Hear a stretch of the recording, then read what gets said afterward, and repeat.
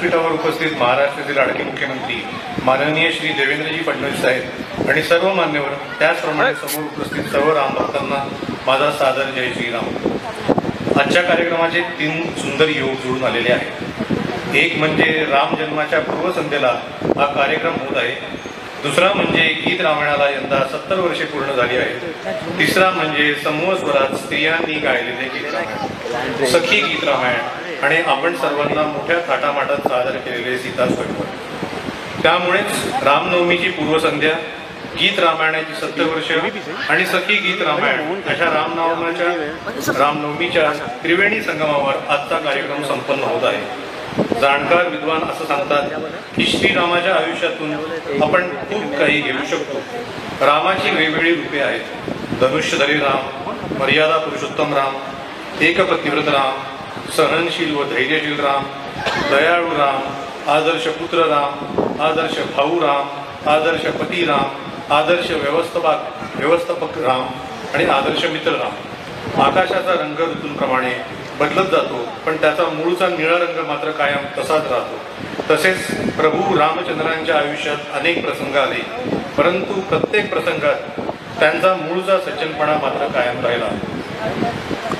अनेक यशस्वी दिग्गज माणसांनी आपल्या आयुष्यात हे रामतत्व आचरणात आणलं आहे असे मला वाटतं। मी ज्यांना गुरुस्थानी मानतो ते माननीय फडणवीस साहेब, त्यांच्याकडे जेव्हा जेव्हा मी बघतो तेव्हा तेव्हा मला जाणवतं की देवेंद्रजींनी संयम, सज्जनपणा, सुसंस्कृतपणा आणि कर्तव्यनिष्ठ हे गुण प्रभू रामचंद्रांकडूनच घेतलेले आहेत। आपल्या संस्कृतीमध्ये गुरुचं महत्त्व अनन्यसाधारण आहे। गुरु ह्या शब्दाची ओळख केली की लक्षात येतं की गु आणि रू म्हणजे काय, तर अज्ञानाचा अंधार दूर करून मनामध्ये ज्ञानाचा दिवा लावणारी व्यक्ती म्हणजे गुरु। गुरुला परमेश्वराच्या वरचं स्थान आपण दिलेलं आहे। प्रभुराम, श्रीकृष्ण अशा दैवी अवतारांना घडवणारा सुद्धा गुरुच असतो। गुरु शिष्य परंपरेची अनेक उदाहरणं आपण पाहिलेली आहेत। प्रभू श्रीराम, वशिष्ठ आणि विश्वामित्र ऋषी, श्रीकृष्ण आणि संदीपानी ऋषी, अर्जुन, द्रोणाचार्य, चंद्रगुप्त मौर्य, चाणक्य, स्वामी विवेकानंद, परमहंस यांच्यापासून ते थेट भारतरत्न लता मंगेशकर, दीनानाथ मंगेशकर, भारतरत्न भीमसेन जोशी, सवाई गंधर्व, भारतरत्न सचिन तेंडुलकर, रमाकांत आचरेकर सर यांच्यापर्यंत गुरु शिष्यांच्या जोड्या आपण पाहिलेल्या आहेत। वर उल्लेख केलेल्या शिष्यांइतका मी गुणी नक्कीच नाही, परंतु मी भाग्यवान आहे की मला देवेंद्रजींसारखा गुरु लाभलेला आहे। माझ्या आजवरच्या वाटचालीमध्ये माननीय फडणवीस साहेबांच्या मार्गदर्शनाचा आणि त्यांनी मला दिलेल्या संधीचा खूप मोलाचा वाटा आहे, हेही मी नम्रपणे सांगू इच्छितो। फडणवीस साहेब, मी आपल्या मार्गदर्शनाखाली असेच दर्जेदार सांस्कृतिक, सामाजिक, धार्मिक, शैक्षणिक, आरोग्यविषयक उपक्रम आयोजित करत राहीन आणि त्यासाठी साहेब तुमचा आशीर्वाद कायम माझ्या पाठीशी राहील हा मला ठाम विश्वास आहे। या प्रसंगी गुरुची माहिती सांगणारा एक श्लोक मला आठवतो, गुरु ब्रह्मा गुरु विष्णू गुरुदेव महेश्वरा गुरु साक्षात परब्रह्म तस्मै श्री गुरुवे नमः। एवढे बोलून मी थांबतो। जय हिंद, जय महाराष्ट्र, जय शंकर, जय श्रीराम।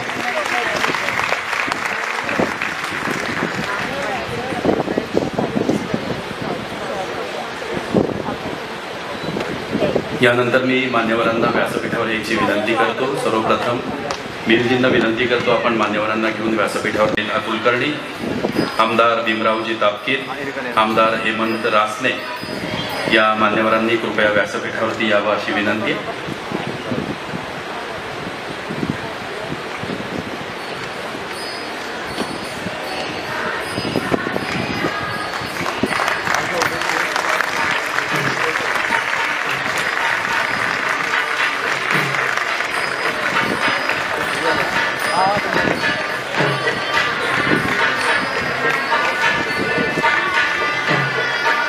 मिहिर कुलकर्णी यांना मी विनंती करतो, नामदार देवेंद्रजी फडणवीस साहेब यांचा सन्मान आपण करावा। शाल, त्याचप्रमाणे अयोध्येच्या राम मंदिरामध्ये सुप्रतिष्ठित केलेल्या रामलल्लाच्या मूर्तीची प्रतिकृती आपण माननीय मुख्यमंत्री साहेबांना या ठिकाणी भेट देतो आहे।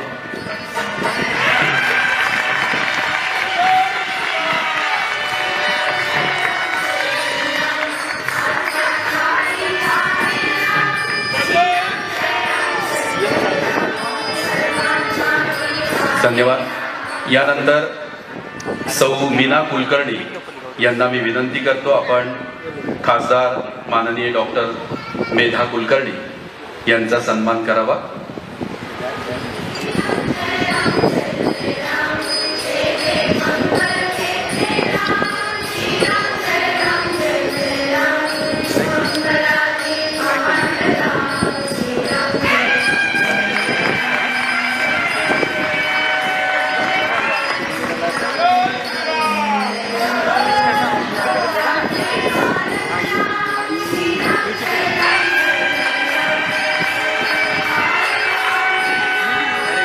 यानंतर माननीय श्री सुधीर कुलकर्णी यांना मी विनंती करतो, आमदार भीमराव तापकीर यांचा सन्मान आपण करावा.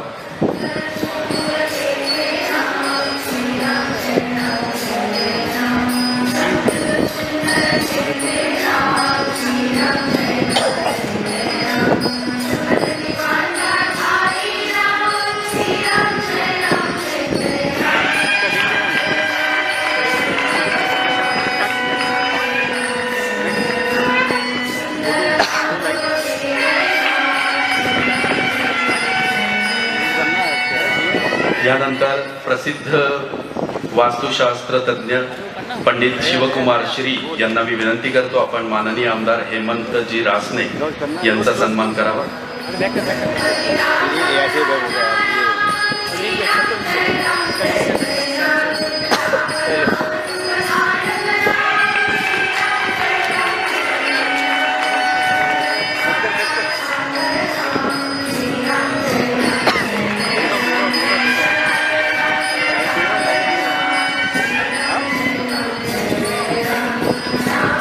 धन्यवाद.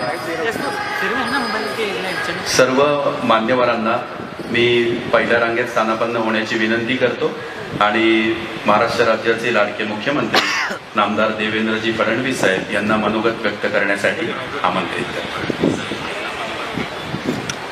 हनुमान की, उमापति महादेव की, बोलो जी भाई सब संतन की, सनातन हिंदू धर्म की, गो माता की, भारत माता की, छत्रपति शिवाजी महाराज की, धर्मवीर छत्रपति संभाजी महाराज की. सखी गीत रामायण या अतिशय सुंदर अशा कार्यक्रमामध्ये आपल्यामध्ये उपस्थित सन्माननीय खासदार मेधाताई कुलकर्णी, आमचे सहकारी आमदार भीमराव अण्णा तापकीर, हेमंतजी रासने, त्याचप्रमाणे सर्वच आमचे या ठिकाणी मान्यवर पदाधिकारी आणि ज्यांनी हा कार्यक्रम आयोजित केला ते ग्रॅव्हिटी ग्रुपचे डॉक्टर मेहर कुलकर्णी, मंचावरील सर्व कलावंत आणि उपस्थित सर्व भगिनी आणि बंधूंनो, मला अतिशय आनंद आहे की रामनवमीच्या पूर्वसंध्येला अतिशय सुंदर असा हा गीत रामायणाचा कार्यक्रम आयोजित करण्यात आला आणि विशेषतः सखी गीत रामायण असं याचं स्वरूप करण्यात आलेलं आहे. आणि आताच आपण श्री राम सीतेचं स्वयंवर देखील या ठिकाणी अनुभवलं. आपल्याला कल्पना आहे की गदिमांनी आणि बाबूजींनी 7 दशकांपूर्वी या गीत रामायणाची सुरुवात केली आणि अक्षरशः हे गीत रामायण अजरामर झालं.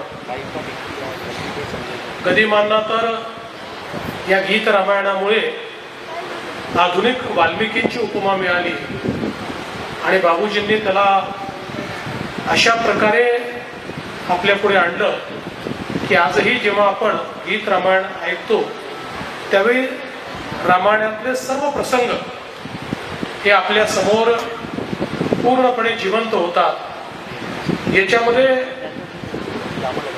जीवनातले सर्व प्रकारचे रस सर्व प्रकारच्या संवेदना हे आपल्याला अनुभवायला मिळतात। याच्यामध्ये आनंदही आहे, याच्यामध्ये दुःखही आहे, याच्यामध्ये हास्यही आहे, याच्यामध्ये अश्रू पण आहेत।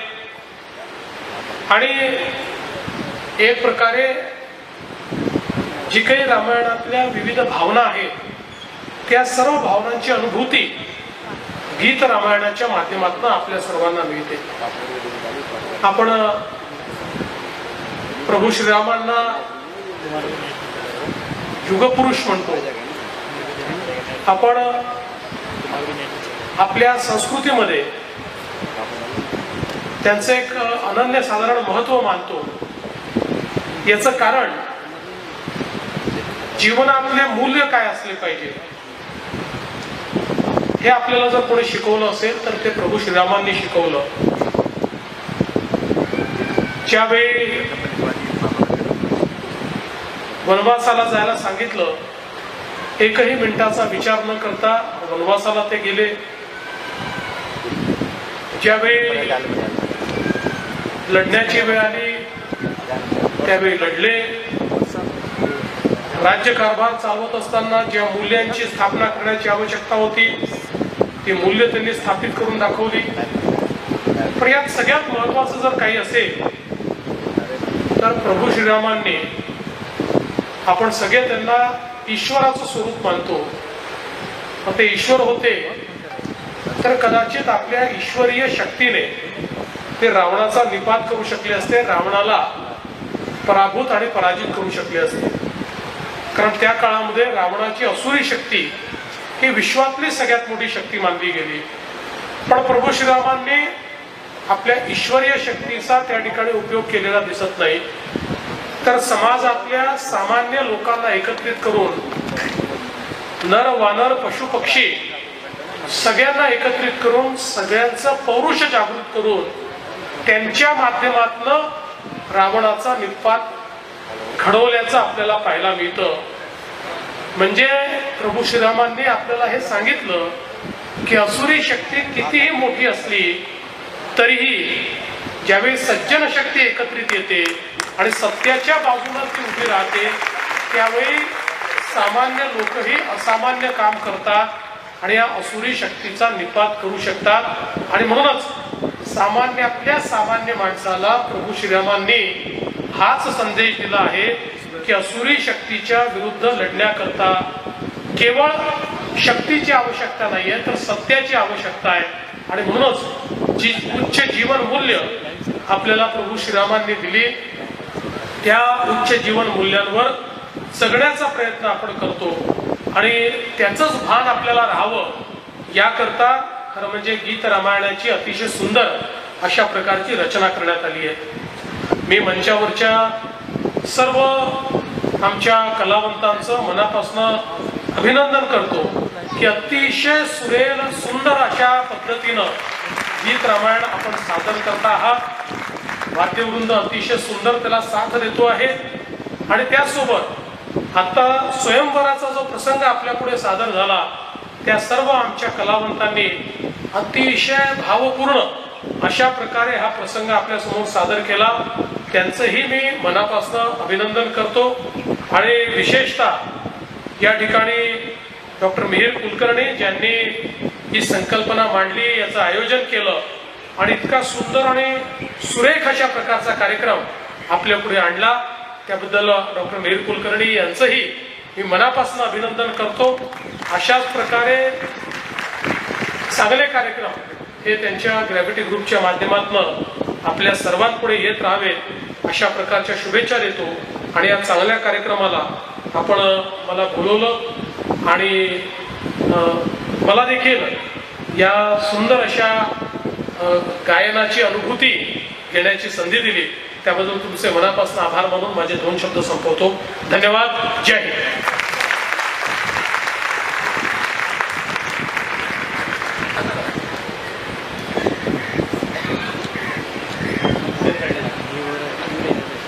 सखी गीत रामायण सादर करणाऱ्या सर्व कलावंतांच्या बरोबर नामदार देवेंद्रजी फडणवीस साहेब यांचं एक छायाचित्र आमच्या आठवणीसाठी. सुप्रियाजी या चित्रताई.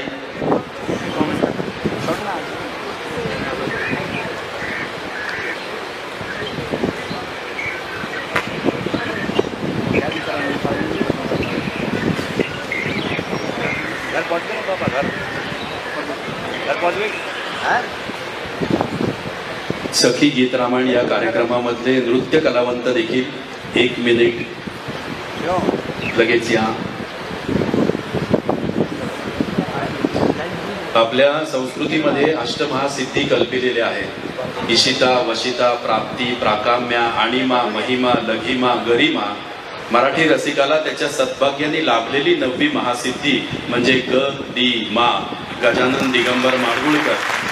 गदिमा आणि बाबुजींच्या शब्दसुरांच्या सर्वोच्च आविष्कार आमच्या सर्व माता भगिनींनी सादर करावा.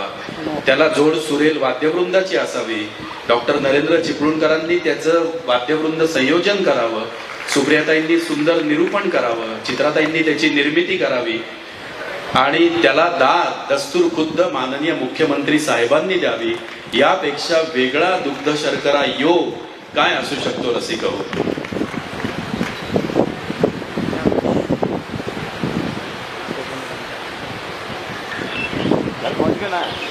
महाराष्ट्राचे मुख्यमंत्री असे आहेत की कलावंताकडे पाठ करून मी बसणार नाही हा सुसंस्कृतपणा जोपासणारे आहेत. त्यामुळे त्यांचं वर्णन करताना आम्ही कायमच म्हणतो महाराष्ट्राला तळहातावरच्या रेषांप्रमाणे जाणणारा सुसंस्कृत नेता म्हणजे आमचे देवेंद्रजी फडणवीस साहेब.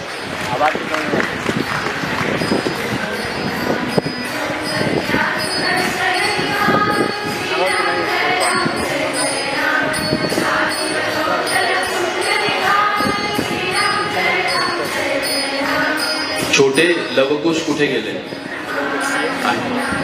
अच्छा.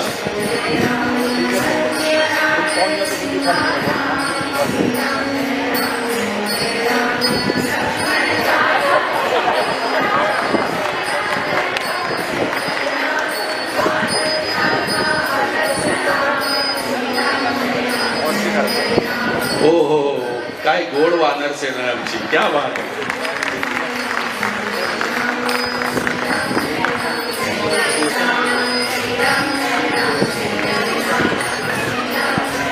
आम्ही माननीय मुख्यमंत्री महोदयांचे औपचारिक आभार मानत नाही तर मनापासून कृतज्ञता व्यक्त करतो. त्याचबरोबर सर्व मान्यवरांचे देखील खूप मनापासून या वर्षीच्या रामनवमीच्या या पावन अवसरावरती माननीय श्री देवेंद्रजी फडणवीस साहेब हे एक सर्वात आदर्श नेते हे आहेत हे सर्वांनाच आपल्याला माहिती आहे. त्याच्यामुळे त्यांच्यासारखा योग्य माणूस या वेळेसाठी आम्हाला वेळ त्यांनी दिली त्याच्याबद्दल आम्ही त्यांचे मनपूर्वक आभार मानतो. सखी गीत रामायण आणि सीता स्वयंवर या भव्य प्रस्तुतीमधून प्रभू श्रीरामांच्या चरित्राचे कोणते पैलू लोकांपर्यंत पोहोचणार. प्रभू श्रीराम हे कायमच त्यांच्या आदर्श स्वभावासाठी सज्जनतेसाठी ओळखले जातात. आज या रामनवमीच्या एवढ्या सुंदर पूर्वसंध्येला आज जवळपास 80 बायका सखी गीत रामायण प्रस्तुत करत आहेत. त्याच्यामुळे आज गदी माडगुळकरांच्या व बाबूजींच्या गीत रामायणाला 70 वर्ष पूर्ण झालेली आहेत. त्याच्यामुळे रामनवमीची पूर्वसंध्या, गीत रामायणाचे 70 वर्ष आणि 80 बायका ज्या एकत्र परफॉर्म करतायत तर हा एक खूप सुंदर त्रिवेणी योग इथे जुळून आलेला आहे. तुमची गॅरंटी संस्था आणि हा कार्यक्रम यांचं कॉम्बिनेशन कशा प्रकारे. मी स्वतः शंकर महाराज मठचा पुण्याचा अध्यक्ष आहे. लोक सर्व ठिकाणी अध्यक्ष आहे व मी माझं एक गाव बळेगाव दत्तक घेतलेलं आहे जे तालुका वैजापूरमध्ये आहे. तर तिकडे पण आम्ही बरीच मंदिरं बांधलेली आहेत व त्या गावाचं पण उद्घाटन जे आम्ही दत्तक घेतलं 2020 मध्ये ते माननीय श्री फडणवीस साहेबांच्या आशीर्वादानेच झालेलं होतं. त्याच्यामुळे आध्यात्मिकता आणि माझा एक मूळ स्वभाव आहे त्याच्यामुळे हा कार्यक्रम आम्ही आज आयोजित केलेला आहे. कसं प्रभू रामचंद्राचं चरित्र होतं, मर्यादा पुरुषोत्तम, त्यांचे स्वभाव गुण आज आपण कसे आचरणात आणले पाहिजे या कार्यक्रमामधून मी मिळून कुलकर्णी, ग्रॅव्हिटी संस्था आणि रामनवमीच्या अनुषंगाने असं पाची क्लब कर. आज प्रभू श्री रामांचं जे चरित्र आहे आणि जे त्यांचे तत्वनिष्ठता आणि जो त्यांचा एक स्वभाव आहे तो प्रत्येक युवकांनी आणि प्रत्येक महाराष्ट्रातल्या आज जनतेने आत्मसात केला पाहिजे आणि आपण कसं त्यांच्या प्रकारे वागू ह्याच्याकडे आपण लक्ष दिलं पाहिजे असं मला वैयक्तिक वाटतं. धन्यवाद. आदरणीय मुख्यमंत्री माननीय श्री देवेंद्रजी फडणवीस साहेब हे स्वतःच एक एवढा मोठा आदर्श आहेत महाराष्ट्रासाठी की त्यांच्या म्हणजे रामनवमीच्या या पावन अवसरावरती